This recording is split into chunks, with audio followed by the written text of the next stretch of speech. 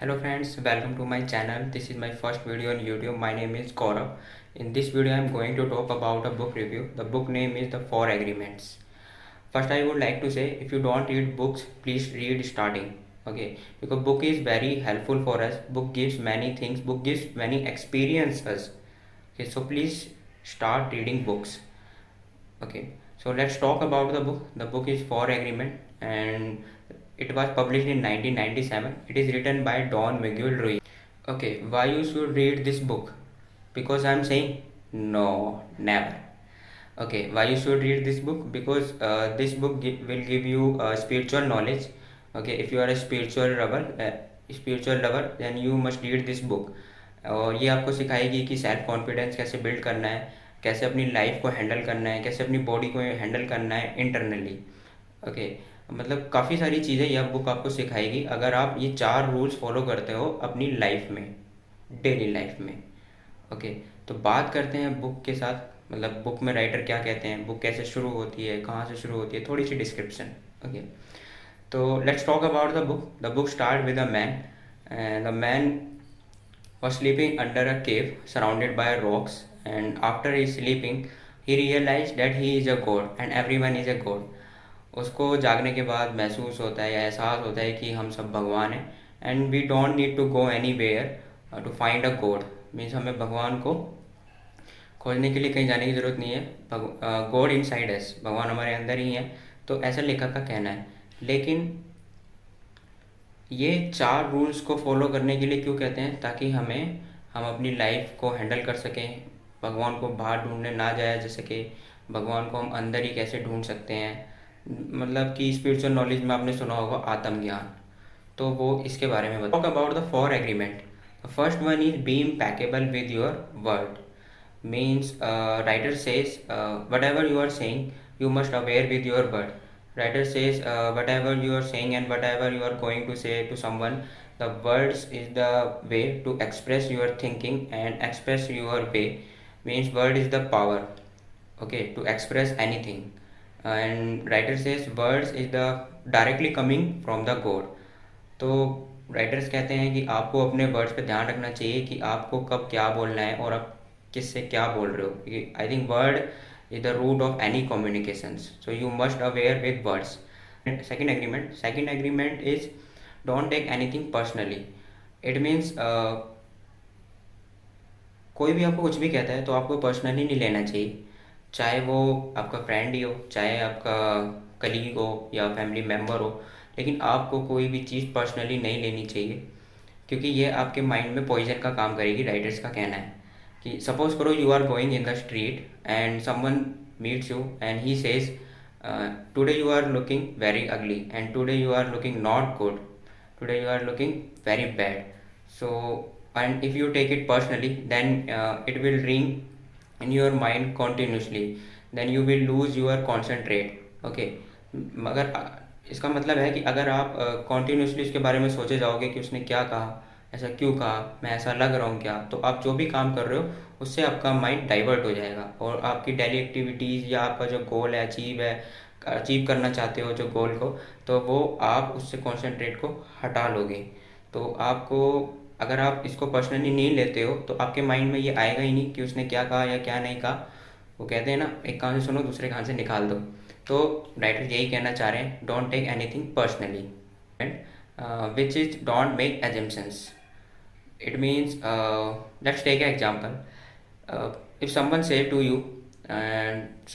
You some anything and you take it personally, and if you don't know any clarity, if you don't know what happened and why is said to me, so and without any clarity, without knowing any truth behind it, and you make it assumptions because you don't have any courage to ask questions to him.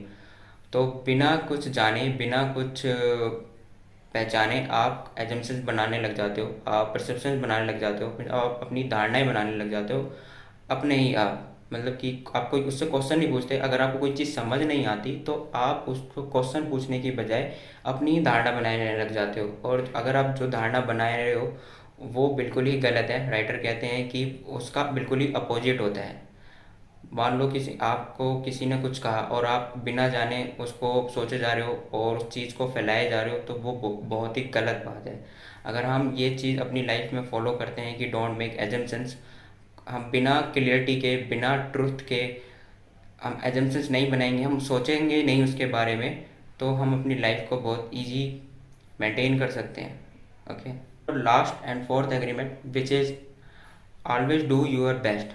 You must have many times from your parents, from your colleagues, from your friends that always do your best. Writer भी यही कहना चाहते हैं कि हमेशा आप अपना best दीजिए, don't do more, don't do less.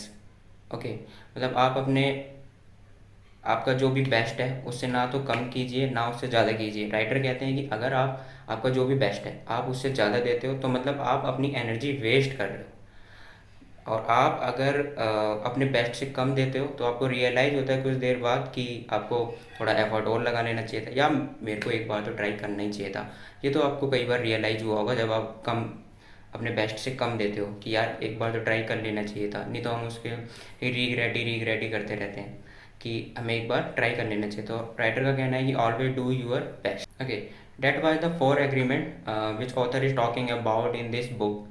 And if I tell you my opinion, so I think these four agreement is good, it's not bad. I'm agree with two agreements.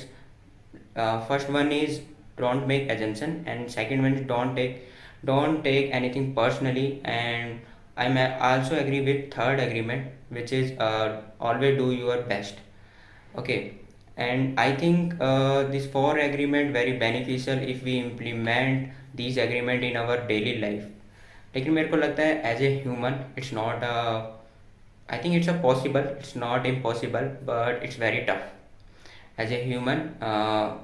मतलब कि ये बहुत ही मुश्किल है चारों रूल्स को follow करना अपनी डेली लाइफ में, क्योंकि हम आजकल माहौल में ही ऐसे रह रहे हैं। इसीलिए राइटर कह रहे हैं कि अगर आप कैसे भी माहौल में रह रहे हो, अगर आप इन चार रूल्स को फॉलो करते हो, आज नहीं, जैसे कि आपने आज मिस किया, आज नहीं तो चलो कल से शुरू करते हैं, कल से नहीं तो तरसों से शुरू करते हैं, लेकिन हमें ये नियम बनाना ही है, ये रूल बनाना ही है कि हमें इस तरीके से चलना है। अगर आप इस तरीके से चलते हो तो आप अपनी लाइफ में क्रिटिकल सिचुएशंस को हैंडल कर सकते हो, अपना सेल्फ कॉन्फिडेंस बिल्ड कर सकते हो, और काफ़ी सारी चीज़ हैं जैसे कि आप कुछ भी करना चाह रहे हो और उसमें आपको कंसंट्रेट नहीं मिल रहा है, तो क्यों नहीं मिल रहा है वो आपको इस बुक से पता, मतलब चार रूल्स को इम्प्लीमेंट करने से आपको रियलाइज़ होगा, हाँ मुझे मेरा कंसंट्रेट इसलिए नहीं रहा।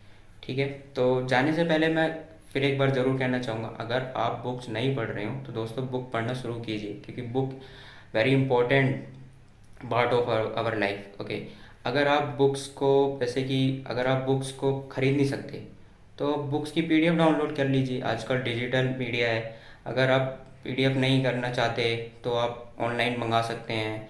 ठीक है, किंडल, स्टोरी टेल, काफ़ी सारी चीज़ें हैं जिनसे आप डिजिटल बुक्स को पढ़ सकते हैं, ऑडियो बुक्स पढ़ सकते हैं, मतलब सुन सकते हैं। ठीक है, लेकिन बुक्स पढ़ना ज़रूर शुरू कीजिए। मैं आपको इस चैनल के द्वारा हर बुक्स का रिव्यू बताता रहूँगा कि आपको कौन सी बुक पढ़नी चाहिए, कौन सी बुक नहीं पढ़नी चाहिए। ठीक है, और आपके लिए कौन सी बुक सही है, कौन सी बुक नहीं सही है, और मैं जिस हिसाब से रिव्यू बताऊँगा आपको भी समझ आ जाएगा कि भाई मुझे ये बुक पढ़नी चाहिए और मुझे ये बुक नहीं पढ़नी चाहिए, लेकिन बुक ज़रूर पढ़नी चाहिए।